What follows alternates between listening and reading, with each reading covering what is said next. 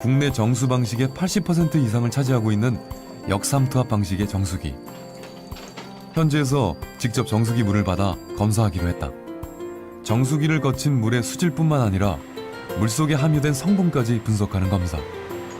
Ein gutes Wasser ist ein ausreichend mineralhaltiges, wohlschmeckendes Wasser bei Temperaturen von 10 bis 12 Grad, das frei ist von Krankheitserregern und nur wenige Bakterien auch enthält, dann das auch gut schmeckt und auch klar ist. Es darf also nicht trübe sein. 미네랄이 없는 정수기 물은 생명체에 어떤 영향을 끼치는 것일까?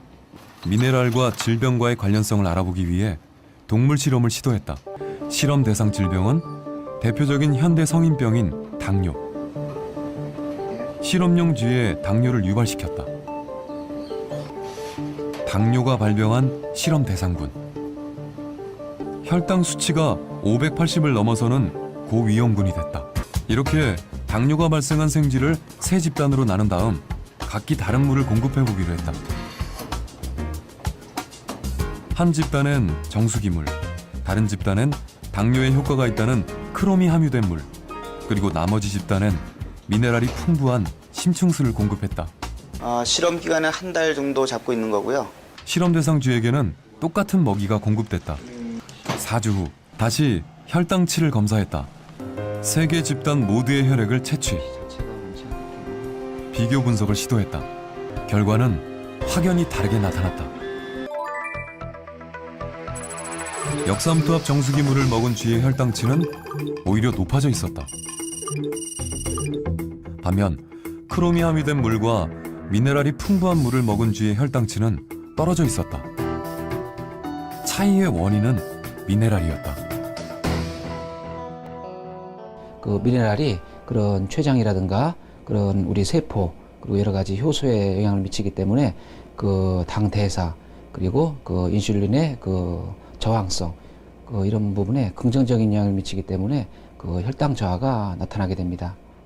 반면 미네랄이 전혀 없는 정수기 물은 달랐다. 연구 결과에서 보면은 증류수 그리고 미네랄이 포함되지 않은 이러한 물은 그 당뇨병에 이제 도움이 안 된다고 볼 수 있습니다. 그렇다면 물속의 미네랄은 건강에 큰 영향을 끼치는 것일까? 고혈압, 당뇨 등 성인병을 앓는 노인들이 장기 입원을 하고 있는 노인 요양병원. 대부분 병원식을 먹는 노인들. 이들이 마시는 물 역시 역삼투압 방식의 정수기 물이다. 이 물을 바꾸면 혹시 노인들의 건강에 변화가 올 수 있지 않을까? 노인 환자들의 혈액을 채취, 자료를 만들었다. 그런 다음 물을 바꾸기로 했다. 자연 상태의 지하수를 채취한 생수. 정수기 물과 달리 미네랄이 풍부한 물을 선택했다. 환자들에게 하루 1리터 이상의 물을 한 달 동안 마시도록 했다. 과연 물만 바꾸는 것으로 변화가 생길까?